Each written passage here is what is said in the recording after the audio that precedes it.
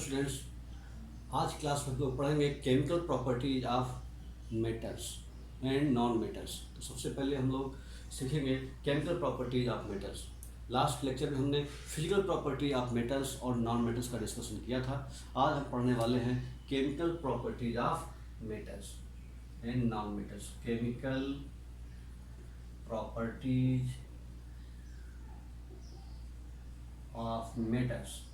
तो पहले पढ़ेंगे मेटल्स के बारे में, फिर पढ़ेंगे नॉन मेटल के बारे में। तो केमिकल प्रॉपर्टीज ऑफ मेटल्स जो है, इसमें हम जो मेटल्स हैं वो किस तरीके से डिफरेंट सब्सटेंस के साथ रिएक्शन करते हैं और किन किन कंडीशन पर रिएक्शन करते हैं और क्या क्या प्रोडक्ट बनाते हैं, इसके बारे में हम लोग डिस्कशन करेंगे। तो पहला जो पॉइंट है reaction of metals with oxygen. पहला पॉइंट है reaction of metal reaction of metal with oxygen, ठीक है, और एयर। क्लियर? तो reaction of metal with oxygen और एयर, तो यहाँ पर है when metal burns in air. यहाँ पर when a metal Burns in air, it form metal oxide. It form metal oxide. ये मेटल ऑक्साइड बनाता है, मेटल ऑक्साइड बनाता है। ध्यान रखना है कि जब मेटल का रिएक्शन होगा, मेटल प्लस ऑक्सीजन, तो ये बनाता है मेटल ऑक्साइड। मेटल जो मेटल के साथ रिएक्शन हो रहा है वो आपका मेटल ऑक्साइड फॉर्म करता है। तो मेटल आपका जो है ऑक्सीजन के साथ जो रिएक्शन कर रहा है, ये ऑक्सीजन कहाँ से आ रही? फ्रॉम एयर, यानी एयर से जो प्रेजेंट ऑक्सीजन है तो उसके साथ रिएक्शन करेगा, मेटल ऑक्सीजन के साथ रिएक्शन करेगा और क्या बनाएगा? Metal oxide. ध्यान रखना बच्चों कि जब reaction of metal with oxygen, तो हेडिंग है हमारी reaction of metal with oxygen. तो when a metal burns in air it form metal oxide, यानी metal react with oxygen it form metal oxide. ठीक है।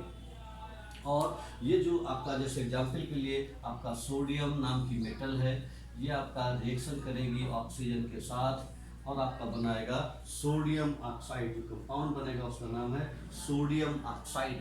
सोडियम ऑक्साइड ये आपका solid बनता है, सोडियम ऑक्साइड। ऑक्सीजन जो है वो गैस के फॉर्म में होती है और ये सोडियम भी आपका सॉलिड स्टेट में है। तो इस तरीके से बच्चों आपका सोडियम ऑक्साइड बनता है।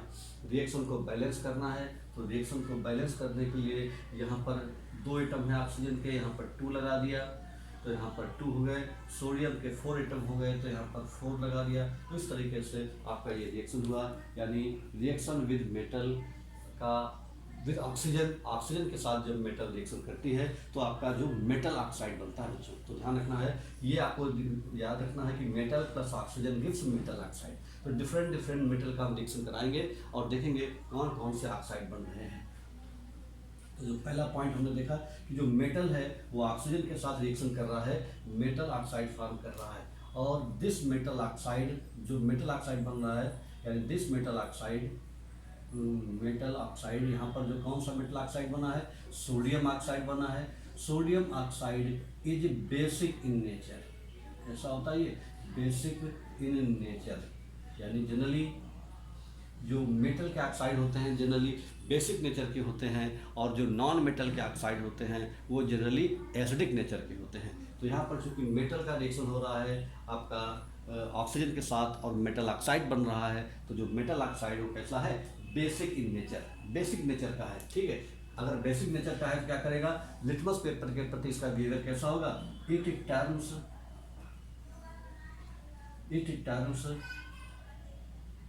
रेड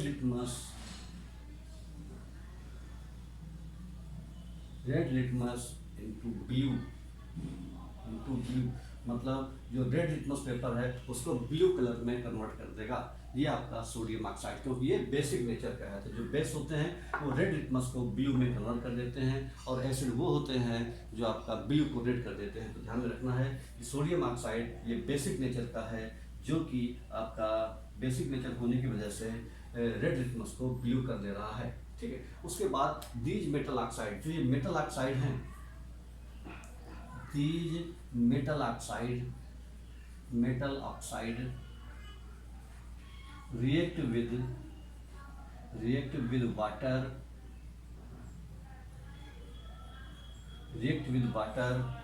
to form alkali बनाते हैं। जैसे एग्जाम्पल के लिए व्हेन सोडियम ऑक्साइड है, ये अगर वाटर के साथ जब रिएक्शन करेगा तो क्या बना लेगा, सोडियम हाइड्रोक्साइड, जो कि स्ट्रॉन्ग एल्कली है। ये कंपाउंड जो बनाता है ये आपका सोडियम हाइड्रोक्साइड बनता है एक्वस। रिएक्शन को अगर हम बैलेंस करेंगे तो यहाँ पर सोडियम के 2 एटम लगे हैं तो यहाँ पे 2 लगाना पड़ेगा, और उसके बाद में ऑक्सीजन कितने हैं, 2 और हाइड्रोजन 2, तो रिएक्शन बैलेंस हो गया। तो देख रहे हैं कि आपका सोडियम हाइड्रोक्साइड बन गया। इसी तरह से दूसरा एग्जाम्पल है कि अगर हम पोटेशियम का रिएक्शन कराएं ऑक्सीजन के साथ, तो पोटेशियम ऑक्सीजन का रिएक्शन करके पोटेशियम ऑक्साइड बनाएगा। ठीक है, ये आपका सॉलिड है, ये आपकी गैस है, और ये आपका सॉलिड है पोटेशियम ऑक्साइड। रिएक्शन को बैलेंस करेंगे तो यहाँ पर 2 लगा देंगे तो यहाँ पर 2 2 4 हो जाएगा, तो 4। ये तो इस तरीके से क्या देखा हमने कि यहाँ पर पोटेशियम नाम की जो मेटल ने ऑक्सीजन से रिएक्शन किया और पोटेशियम ऑक्साइड नाम का सॉलिड बनाया। ये जो पोटेशियम ऑक्साइड है ये भी कैसा है, बेसिक इन नेचर, ये भी बेसिक नेचर का है, और ये भी वही काम करेगा जो आपका सोडियम ऑक्साइड ने किया था, बेसिक नेचर। ये भी आपका रेड लिटमस पेपर को ब्लू में कन्वर्ट कर देगा, बेसिक ऑक्साइड। और ये जो पोटेशियम ऑक्साइड है इसका अगर हम फिर वाटर के साथ रिएक्शन कराएं तो जिस तरीके से सोडियम हाइड्रोक्साइड ने बनाया था सोडियम हाइड्रोक्साइड, ऐसे ही पोटेशियम ऑक्साइड भी वाटर से रिएक्शन करने के बाद पोटेशियम हाइड्रोक्साइड यानी एल्कली फॉर्म करेगा, पोटेशियम हाइड्रोक्साइड बनाएगा ये एक्वस। ठीक है, तो ये ध्यान में रखना है। रिएक्शन को बैलेंस करना है तो यहाँ पर 2 लगा देंगे तो रिएक्शन बैलेंस हो गया। तो ये आपका एल्कली बना। तो क्या देखा आपने कि मेटल का ऑक्सीजन से रिएक्शन होता है तो बनता है मेटल ऑक्साइड, और वो मेटल ऑक्साइड जब वाटर से रिएक्शन करते हैं तो आपका एल्कली फॉर्म करते हैं, जैसे सोडियम हाइड्रोक्साइड और पोटेशियम हाइड्रोक्साइड के साथ रिएक्शन हमने किया। उसके बाद में ये जो इनका रिएक्शन है मेटल का, ये मेटल का ऑक्सीजन के साथ रिएक्शन ये डिपेंड करता है मेटल की रिएक्टिविटी के ऊपर। तो यहाँ पर एक पॉइंट लिख लेंगे कि reaction of metal with oxygen, ये इंपॉर्टेंट पॉइंट है। Reaction of metal with oxygen, reaction of metal with oxygen depends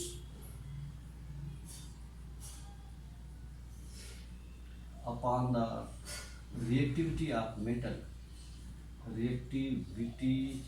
of metal, मतलब कौन सा मेटल ज़्यादा तेजी के साथ रिएक्शन करेगा। Reaction of metal with oxygen, इसको हम लोग बोलते हैं vigorous.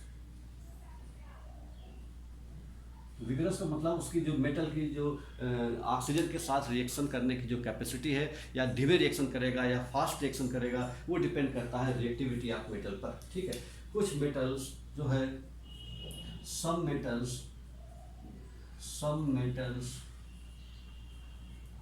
react with oxygen at room temperature यानी नॉर्मल टेम्परेचर पर रिएक्शन करते हैं। ठीक है, however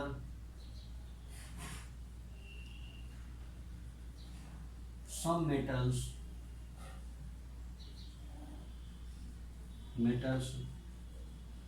react with oxygen on heating,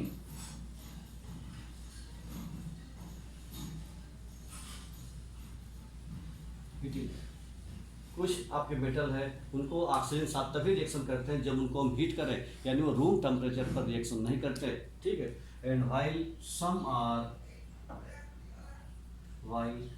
are on strong heating, जबकि कुछ मेटल होते हैं वो आपको तभी रिएक्शन करेंगे ऑक्सीजन से जब उनको बहुत ज़्यादा गर्म किया जाए। तो यहाँ पर हम देख रहे हैं 3 कैटेगरी के मेटल हैं। कौन से? एक वो मेटल हैं जो ऑक्सीजन के साथ रिएक्शन से पर नॉर्मल टेम्परेचर रूम टेम्परेचर पर रिएक्शन करते हैं। दूसरी तरफ कुछ मेटल ऐसे हैं जो ऑक्सीजन के साथ रिएक्शन रूम टेम्परेचर पर नहीं करते बल्कि उनको गर्म करना पड़ता है तब वो रिएक्शन करते हैं। और तीसरी कैटेगरी के वो मेटल हैं जो खाली गर्म करने पर भी ऑक्सीजन के साथ रिएक्शन नहीं देते बल्कि उनको स्ट्रॉन्ग हीटिंग बहुत ज़्यादा गर्म करना पड़ता है तब जाकर के वो रिएक्शन देते हैं। ऐसा क्यों हो रहा है? क्योंकि मेटल की जो रिएक्टिविटी अलग अलग है। जो हाईली रिएक्टिव मेटल हैं वो आपका रूम टेम्परेचर पर ही रिएक्शन करती हैं। जो हाईली रिएक्टिव मेटल हैं, जैसा कि अभी हमने 2 एग्जाम्पल दिया, सोडियम और पोटेशियम, ये ऐसी मेटल हैं जो हाईली रिएक्टिव मेटल है और रूम टेम्परेचर पर ही रिएक्शन कर जाती हैं। लेकिन सब metals react with oxygen on heating, लेकिन कुछ मेटल ऑक्सीजन के साथ रिएक्शन करती हैं हीट करने पर, रूम टेम्परेचर पर वो रिएक्शन नहीं करेंगी। जबकि कुछ मेटल ऐसे भी हैं जो स्ट्रॉन्ग हीट करने पर ही ऑक्सीजन के साथ रिएक्शन करती हैं। जैसे एग्जाम्पल के लिए magnesium metal does not react with oxygen at room temperature. जैसे एग्जाम्पल के लिए magnesium metal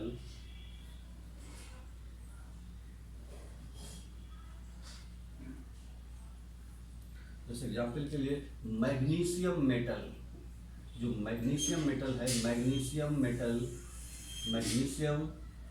does not react with oxygen at room temperature पर रिएक्शन नहीं करती है। मैग्नीशियम रूम टेम्परेचर पर ऑक्सीजन के साथ रिएक्शन नहीं करती, ठीक है। But on heating magnesium metal burst, but on heating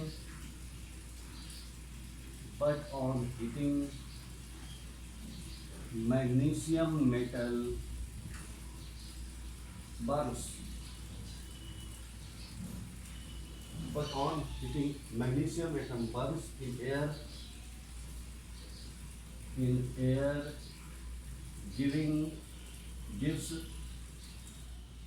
gives intense heat and light, gives intense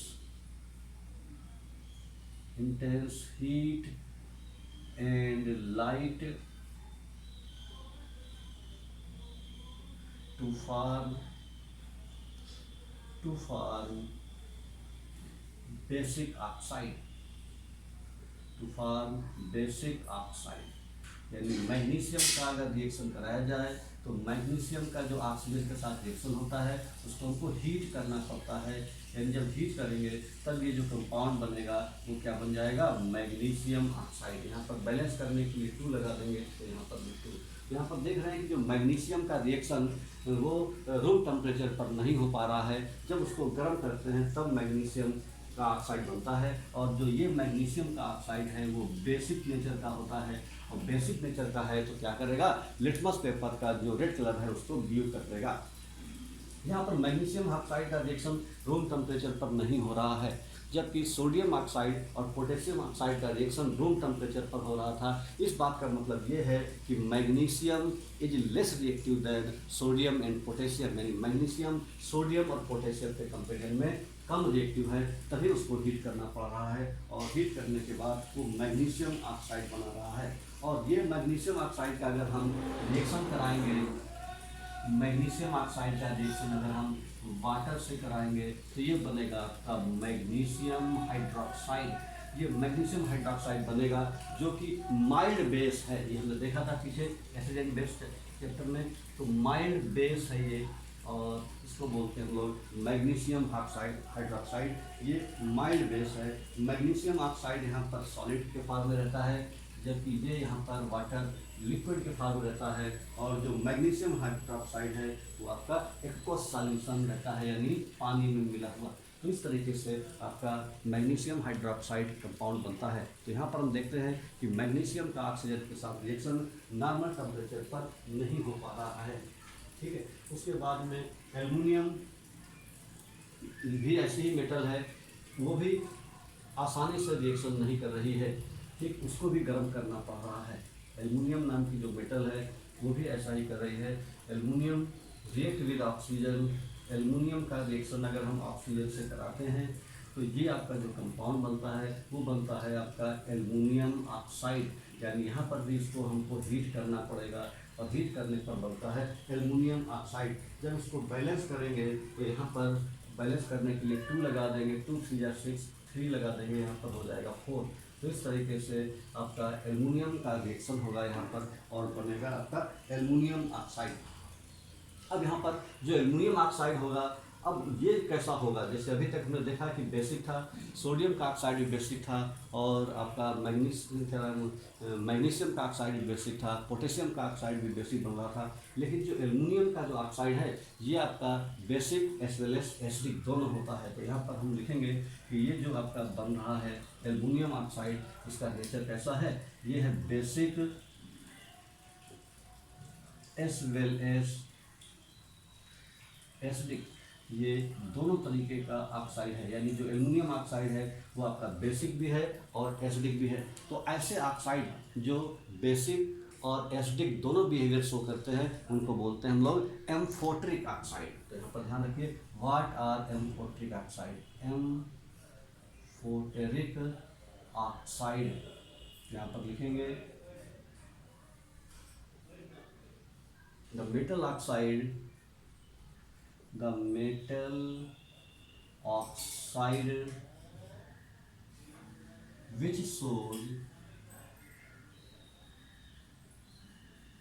acidic as well as basic behavior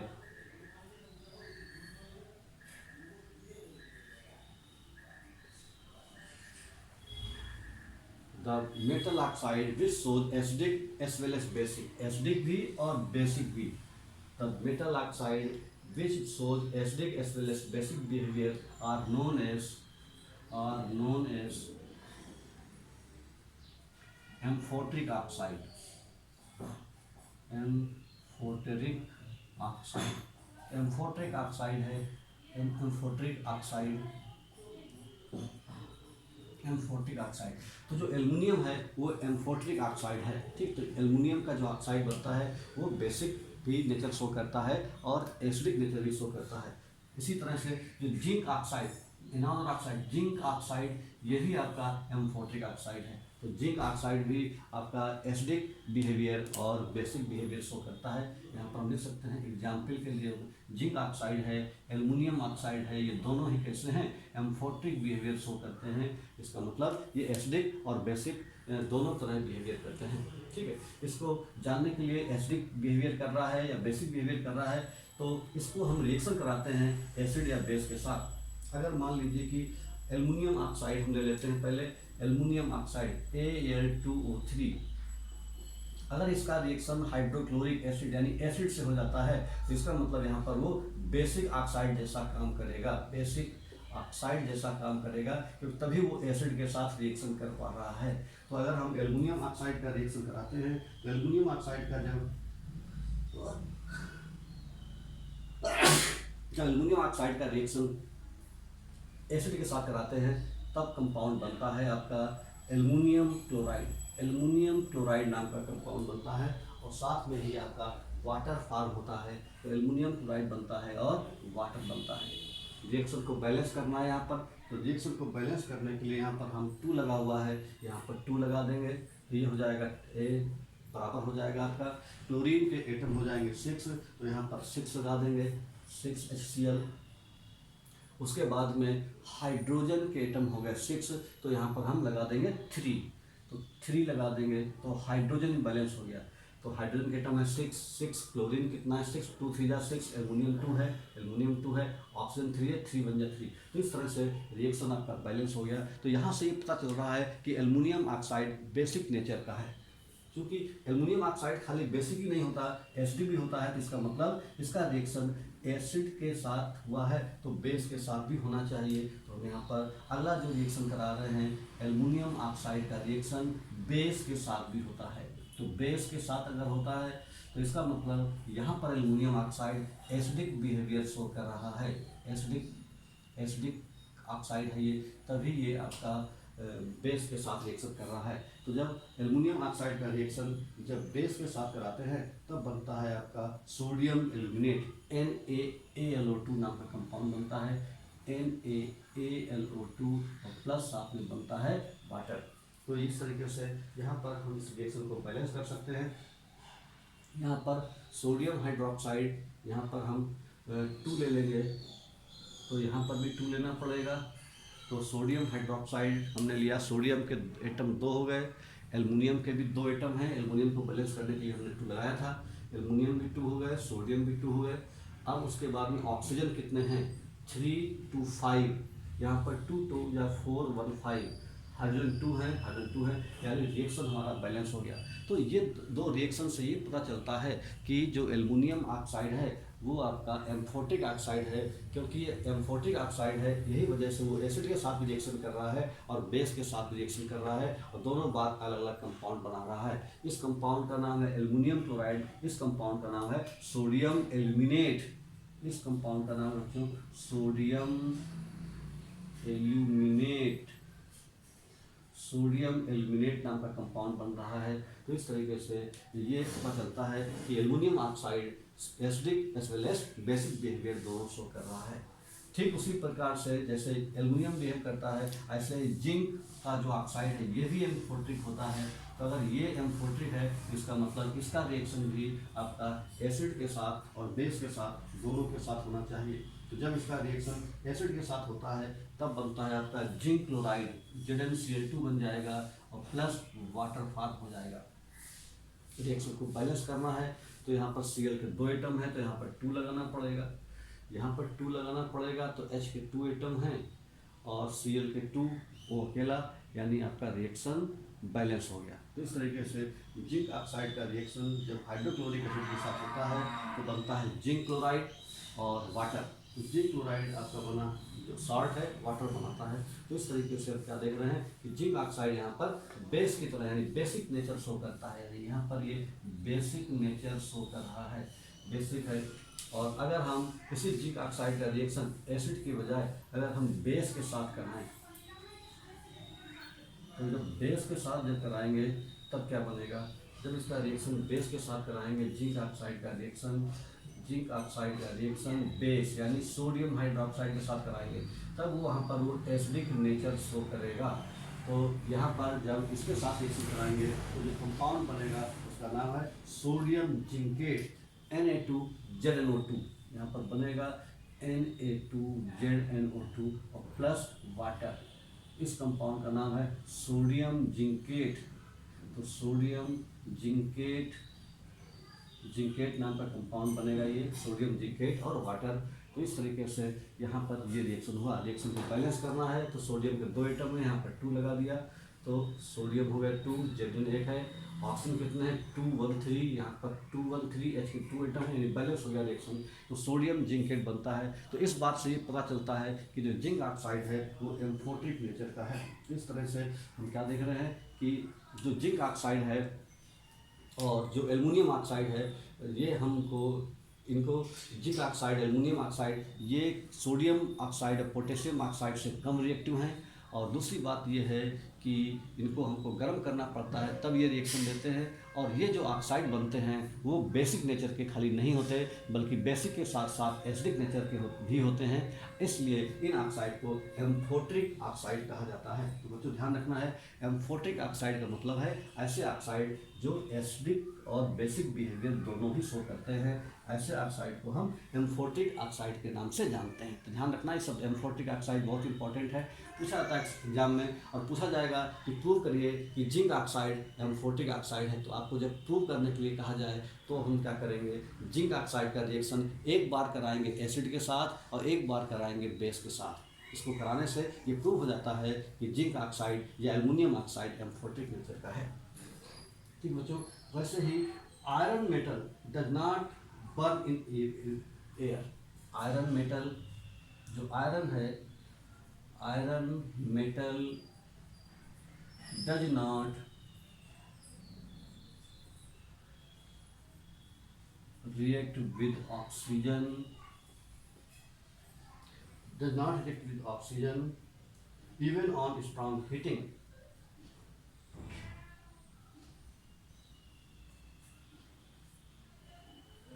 clear.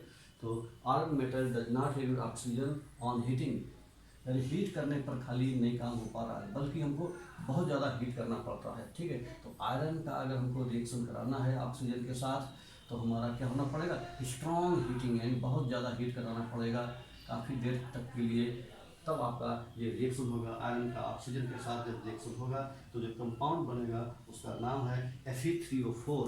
Fe3O4 बनाता है, ये Fe3O4 बनाता है कंपाउंड। रिएक्शन को बैलेंस करना है, यहाँ पर हमको बैलेंस करने के लिए यहाँ पर लगा देंगे 3, यहाँ पर 4 है तो यहाँ लगा देंगे 2। तो इस तरीके से ये पता लगता है कि जो ऑक्सीजन के साथ आयरन का रिएक्शन केवल हीट करने पर नहीं हो रहा बल्कि स्ट्रॉन्ग हीट करना पड़ता है। इस बात का मतलब ये है कि जो आयरन की रिएक्टिविटी है वो आपका magnesium, aluminium, zinc, sodium, potassium इन सभी से कम है, इसी वजह से ये आयरन इनके साथ रिएक्शन कर पा रहा है। ऐसे ही कापर मेटल जो है ये भी आसानी के साथ रिएक्शन नहीं करता। कापर मेटल का अगर हम रिएक्शन कराएंगे ऑक्सीजन के साथ तो ये आपका काफ़ी देर तक प्रोलॉन्ग हीटिंग, वो भी कैसे हीटिंग, स्ट्रॉन्ग हीटिंग, तब जा करके आपका ये आपका ब्लैक कलर का कॉपर ऑक्साइड नाम का कंपाउंड बनता है। ब्लैक कलर का बनता है कॉपर ऑक्साइड। इसको रिएक्शन को बैलेंस करेंगे तो 2 लगा देंगे तो यहाँ भी 2 लगेगा। ठीक है, ये जो कॉपर ऑक्साइड है ये ब्लैक कलर का कंपाउंड बनता है। तो इसका मतलब ये है कि जो कॉपर की जो रिएक्टिविटी है वो आपकी आयरन से भी कम है। ठीक, क्योंकि ये बहुत लंबे समय तक गर्म करते हैं तब जा करके कि बनता है। थोड़ी देर तक गर्म करने पर इसके साथ कॉपर के साथ रिएक्शन ही नहीं होता ऑक्सीजन का। जब हम बहुत देर तक गर्म करते हैं स्ट्रॉन्ग हीटिंग, तब जा करके आपका ब्लैक कलर का कंपाउंड बनता है जिसको बोलते हैं हम लोग कॉपर ऑक्साइड। उसके बाद में सिल्वर और गोल्ड जैसी metal, they do not react with oxygen. ठीक है, सिल्वर एंड गोल्ड नाम की जो मेटल हैं, silver and gold do not react with oxygen even strong heat करने पर भी इनके साथ रिएक्शन नहीं हो रहा है। It means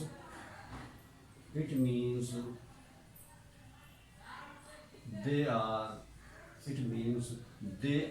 less reactive।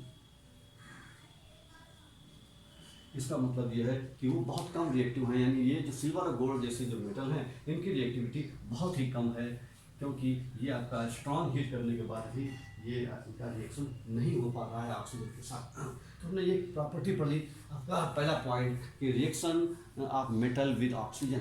ऐसे जो दूसरा पॉइंट है reaction of metal with water.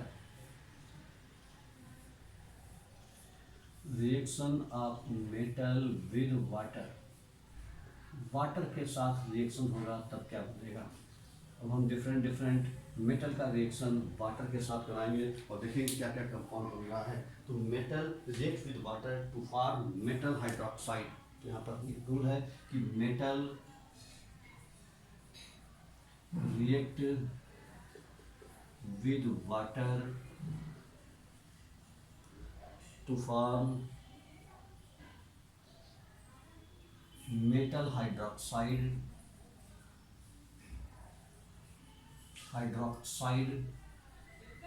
या फिर मेटल ऑक्साइड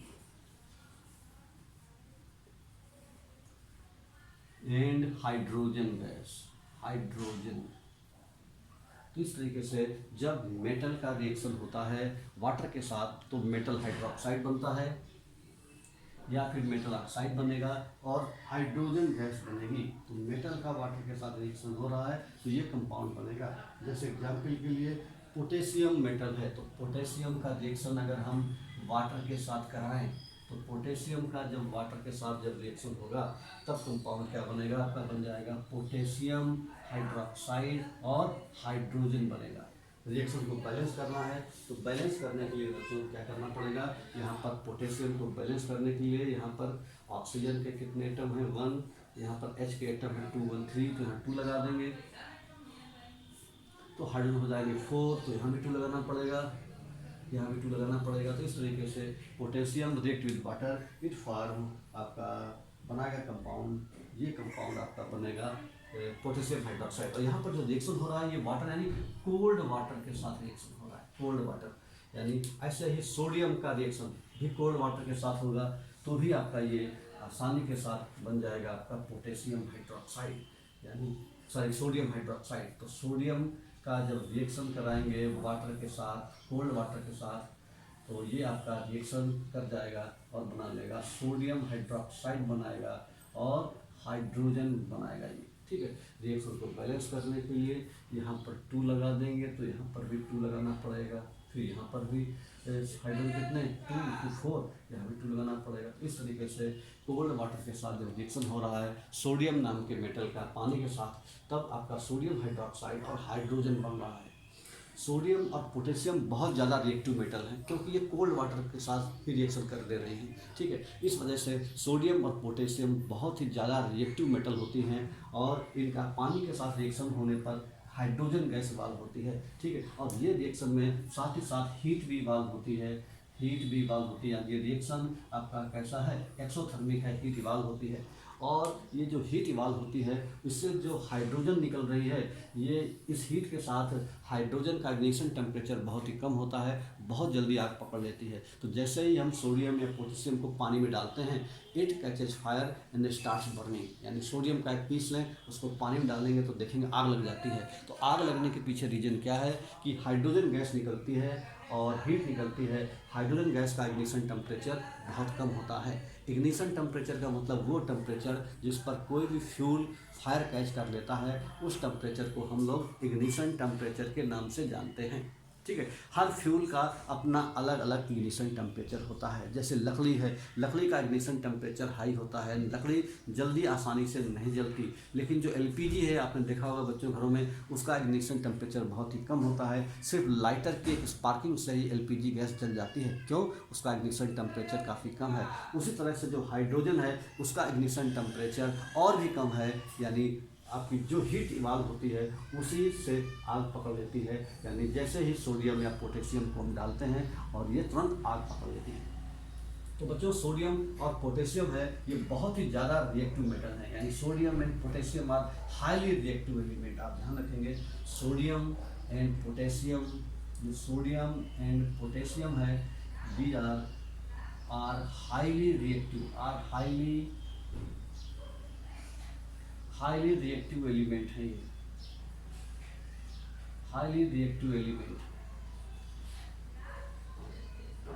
ये बहुत ज़्यादा रिएक्टिव एलिमेंट होते हैं सोडियम और पोटेशियम, ठीक है। इसलिए ये रिएक्ट ना कर पाएँ, ऑक्सीजन के साथ रिएक्शन ना कर पाएँ, तो इनको स्टोर जो हम लोग कैसे करते हैं, इनको अंडर केरोसिन ऑयल, इनको केरोसिन ऑयल में डिप करके रखा जाता है। तो केरोसिन ऑयल में अगर डिप करके नहीं रखेंगे तो एटमॉस्फेयर में प्रेजेंट जो ऑक्सीजन है, एटमॉस्फेयर में प्रेजेंट जो कार्बन डाइऑक्साइड है, उसके साथ सोडियम और पोटेशियम आपस में रिएक्शन कर जाएंगे और ऑक्साइड बना लेंगे, दूसरा कोई कंपाउंड बना लेंगे। इस वजह से सोडियम और पोटेशियम को स्टोर केरोसिन ऑयल में डिप करके रखा जाता है, जिससे कि ये इनका एयर के कांटेक्ट में ना आ पाएँ और ये सुरक्षित बने रहें। तो ये बच्चों इसलिए है क्योंकि इनकी रिएक्टिविटी बहुत ज़्यादा होती है, इसलिए इनको हम लोग केरोसिन ऑयल में डिप करके रखा जाता है, इनको स्टोर किया जाता है। तो ये ध्यान में रखना है। ऐसे ही मैग्नीशियम मेटल, जो मैग्नीशियम मेटल है, magnesium metal does not react with cold water, does not react with cold water. Cold water, जो मैग्नीशियम मेटल है वो कोल्ड वाटर के साथ रिएक्शन नहीं करता, तो क्या करना पड़ता है, उसको गर्म करना पड़ता है, यानी Mg+H2, यानी हॉट वाटर, यानी पानी गर्म करना पड़ता है, तब बनता है मैग्नीशियम हाइड्रोक्साइड और हाइड्रोजन गैस बनती है। तो इस तरह से बच्चों मैग्नीशियम हाइड्रोक्साइड बनता है और ऑक्सीजन गैस बनती है आपका। ये उसी तरह से आपका जो कैल्शियम है आपका, इसको गर्म करना पड़ता है। उसके बाद अगर हम यहीं पर मैग्नीशियम का रिएक्शन अगर हम हॉट वाटर की जगह स्टीम से करा देंगे तो देखेंगे कंपाउंड और भी बन जाता है Mg+ स्टीम, यानी स्टीम का मतलब होता है कि वाटर के जो वेपर होते हैं वो स्टीम होती है, बहुत ज़्यादा हॉट होती है और ये आपका कंपाउंड बनाता है मैग्नीशियम ऑक्साइड। ध्यान रखने वाली बात बच्चों ये है कि यहाँ पर जो कंपाउंड बनता है वो मैग्नीशियम ऑक्साइड और हाइड्रोजन गैस बनती है।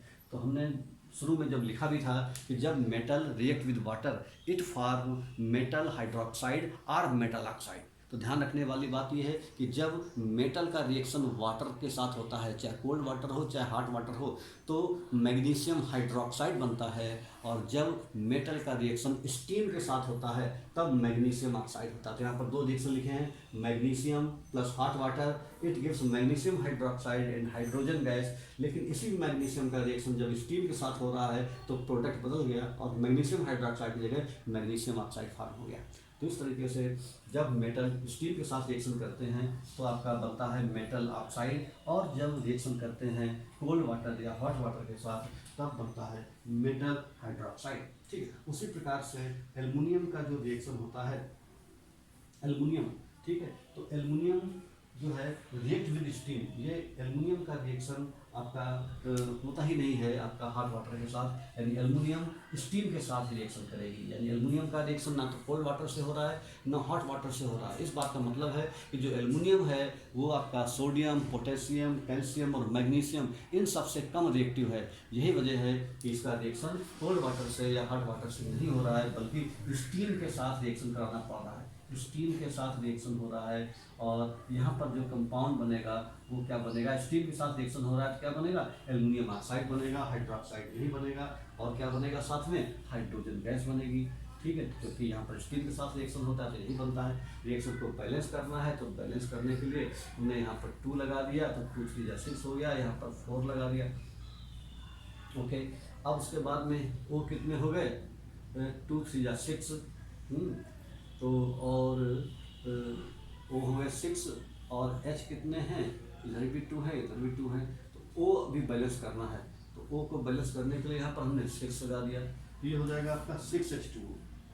तो आपका 6H2 हो गया, तो यहाँ पर हम फिर लगा सकते हैं 6 2 जा 12, तो यहाँ पर भी 6 लगा सकते हैं। ठीक है, तो ये जो रिएक्शन हो गया, ये रिएक्शन, इसको हम अगर 2 से डिवाइड कर दें तो इसको हम ये भी लिख सकते हैं 2Al plus 3H2 gives Al2O3 और प्लस 3H2। ये कहीं बात है, हमने 2 से डिवाइड किया, चाहे ऊपर वाला रिएक्शन लिखें चाहे नीचे वाला लिखें। तो इस तरीके से देखते हैं कि एल्युमिनियम का जब रिएक्शन स्टीम के साथ होता है तो एल्युमिनियम ऑक्साइड बनती है। जिससे ये शो हो रहा है कि जो एल्युमिनियम है वो आपका बाकी जो सोडियम, पोटेशियम, मैग्नीशियम नाम की जो मेटल थी उनसे कम रिएक्टिव है। ठीक है, ऐसे ही जिंक का रिएक्शन भी स्टीम के साथ होता है, और जिंक मेटल भी स्टीम के साथ रिएक्शन करती है। H2O स्टीम, और जब स्टीम के साथ रिएक्शन हो रहा है तो बनेगा जिंक ऑक्साइड और हाइड्रोजन गैस।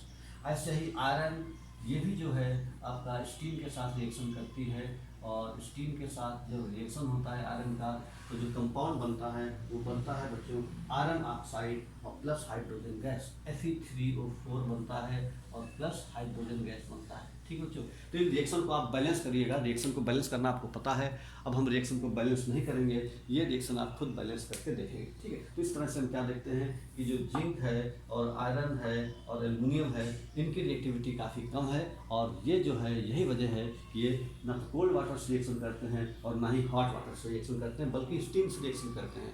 और जब स्टीम से रिएक्शन करेंगे तब बच्चों क्या बनाएंगे, हाइड्रोक्साइड नहीं बनाते बल्कि मेटल ऑक्साइड फॉर्म करते हैं। ये चीज़ को नोटिस में लेना है कि हमें कब हाइड्रोक्साइड बनेगा और कब हमें आपका वो बनेगा। उसके बाद अगली प्रॉपर्टी है reaction of metals with dilute acid.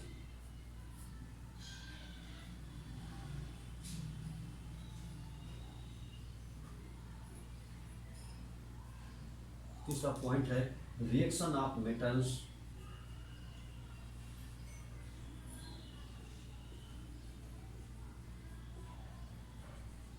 with dilute acid, with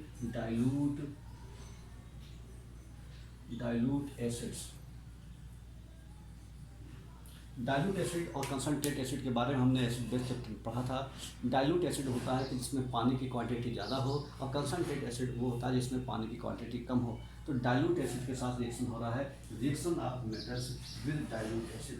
तो मेटल्स का रिएक्शन जब डाइल्यूट एसिड के साथ होगा तो क्या बनेगा, मेटल सॉल्ट और आपका बनेगा हाइड्रोजन गैस। जनरली क्या होता है, जनरली का मतलब हमेशा ऐसा नहीं होता। Generally metal reacts with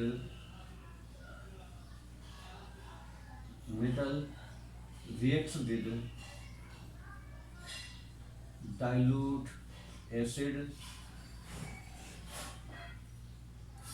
they form salt and hydrogen gas. Salt और हाइड्रोजन गैस बनती है जनरली। ठीक, ध्यान रखिए, हमेशा ऐसा नहीं होता। बहुत सारी रिएक्शन जो है, बहुत सारे जो मेटल हैं वो हाइड्रोजन को इवॉल्व नहीं कर पाते, लेकिन जनरली खास करके वो मेटल जिनकी पोजीशन हाइड्रोजन से ऊपर है वो हाइड्रोजन गैस को इवॉल्व कर देते हैं जब उनका रिएक्शन डाइल्यूट एसिड के साथ होता है। ठीक है, जैसे एग्जाम्पल के लिए सोडियम नाम की मेटल है, इसका रिएक्शन अगर HCl के साथ होगा डाइल्यूट तो क्या बन जाएगा, कंपाउंड बन जाएगा आपका सोडियम क्लोराइड, यानी साल्ट बन गया और हाइड्रोजन गैस बन गया। रिएक्शन को बैलेंस करना है तो यहाँ पे 2 लगाना पड़ेगा, क्योंकि इसके 2 आइटम हैं। यहाँ पर Cl भी 2 हो गया तो यहाँ भी 2 लगाना पड़ेगा, तो फिर यहाँ भी 2 लगाना पड़ेगा। इस तरह से देख रहे हैं कि मेटल का रिएक्शन जब डाइल्यूट एसिड के साथ होता है तब आपका बनता है ये। उसके बाद मैग्नीशियम रिएक्ट्स विद, मैग्नीशियम का जब रिएक्शन कराएंगे डाइल्यूट एसिड के साथ तब भी आपका वही कंपाउंड बनेगा, मैग्नीशियम क्लोराइड बनेगा। मतलब आपका सॉल्ट और वाटर ही बनेंगे। ठीक है, लेकिन जो सॉल्ट है उससे अलग बनेगा, क्योंकि यहाँ पर हमने सोडियम की जगह मैग्नीशियम लिया हुआ है, अलग मेटल ली हुई है, इसलिए जो मेटल का सॉल्ट बनेगा वो अलग बनेगा, सॉल्ट ही, लेकिन उस सॉल्ट का नाम अलग है, इस सॉल्ट का नाम अलग है। रिएक्शन को बैलेंस करना है तो रिएक्शन को बैलेंस कर लेंगे, यहाँ 2 लगा देंगे। ठीक है, 2 Cl हो गया। ठीक है, Mg के 1 एटम है, Cl के 2, इस तरीके से मैग्नीशियम का रिएक्शन जब होगा तो आपका बनेगा मैग्नीशियम क्लोराइड और HCl। ठीक है, उसके बाद में aluminium metal it first react slowly with dilute into the, ऐसे ही एल्युमिनियम का रिएक्शन। अब यहाँ पर जो एल्युमिनियम मेटल है वो थोड़ा डिफरेंट तरीके से रिएक्शन करेगी। Aluminium metal at first react slowly, aluminium metal at first react slowly due to the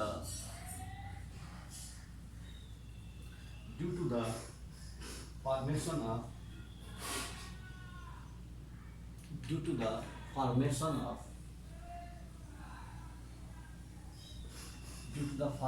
of oxide film. एक प्रकार की जो ऑक्साइड लेयर है वो बढ़ जाती है, इसलिए एल्युमिनियम मेटल का पहले रिएक्शन बहुत धीमे धीमे होता है, उसके बाद तेजी से रिएक्शन होता है। क्यों? क्योंकि एल्युमिनियम मेटल जो है वो आपका रिएक्शन कराती है एल्युमिनियम ऑक्साइड की।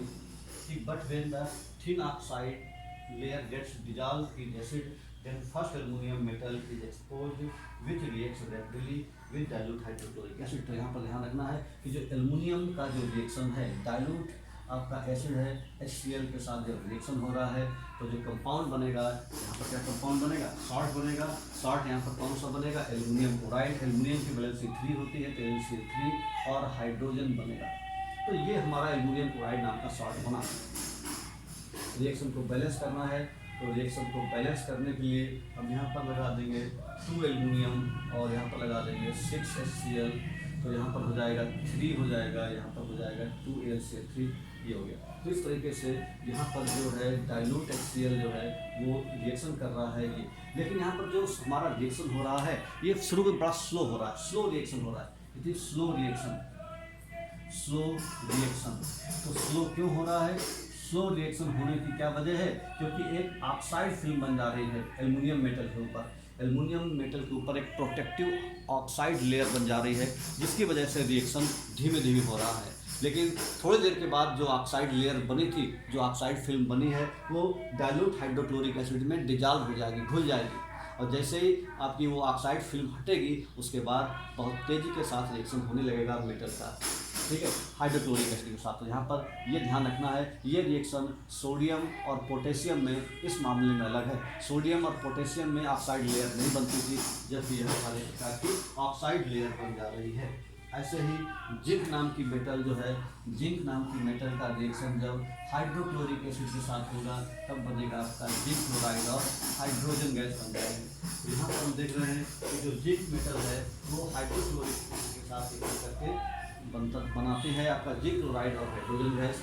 रिएक्शन को बैलेंस करना है तो यहाँ पर 2 लगा देंगे, रिएक्शन बैलेंस हो जाएगा, ठीक है। लेकिन ये जो जिंक का रिएक्शन आपका डाइल्यूट हाइड्रोक्लोरिक एसिड के साथ हो रहा है, इसका रिएक्शन ऊपर जो रिएक्शन लिए थे हमने सोडियम और मैग्नीशियम, उनके कंपेरिजन में लेस विगरस होगा। लेस विगरस का मतलब कि जिंक जो है वो भी एसिड के साथ रिएक्शन कर रहा है, लेकिन इसकी जो रिएक्टिविटी कम है सोडियम, पोटेशियम और एल्युमिनियम मेटल के कंपेरिजन में। क्यों? क्योंकि ये लेस विगरस है। लेस विगरस का मतलब धीमे धीमे रिएक्शन कर रहा है, उतनी तेज़ी से रिएक्शन नहीं कर रहा है जितनी तेज़ी से सोडियम पोटेशियम ने रिएक्शन किया था। यहाँ पर ये कह सकते हैं कि जो जिंक है इसकी रिएक्टिविटी कम है।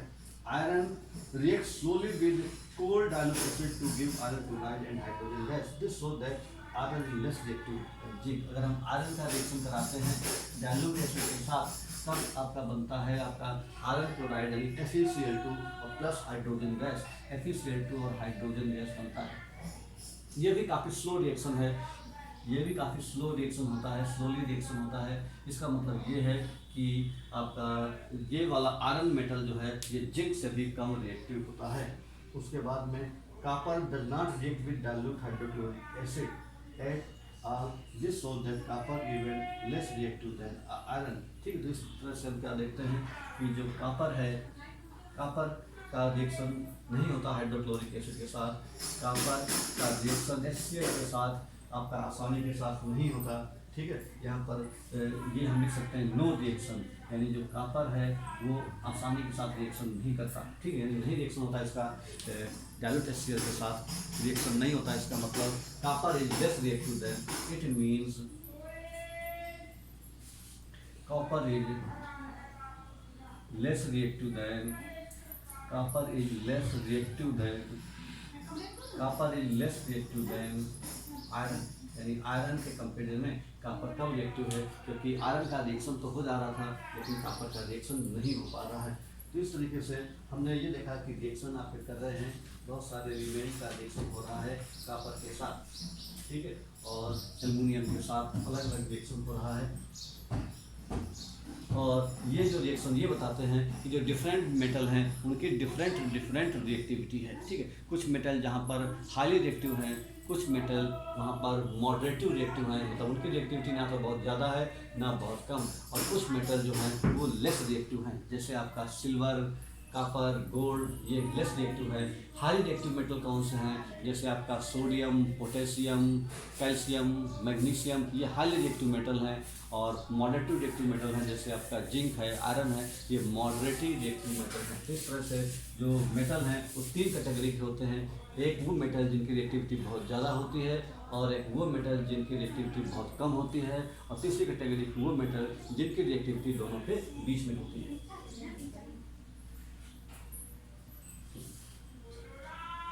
उसके बाद जो आगे एक एसिड होता है जिसका नाम है aqua regia. Aqua regia,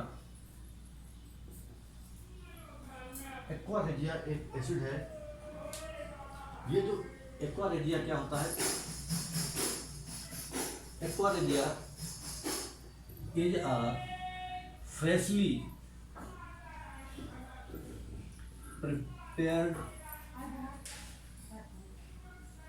prepared mixture of HNO3 and HCl into ratio of 1:3 part।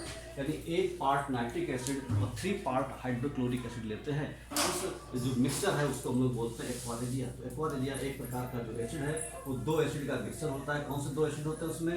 Nitric acid होता है और हाइड्रोक्लोरिक एसिड होता है।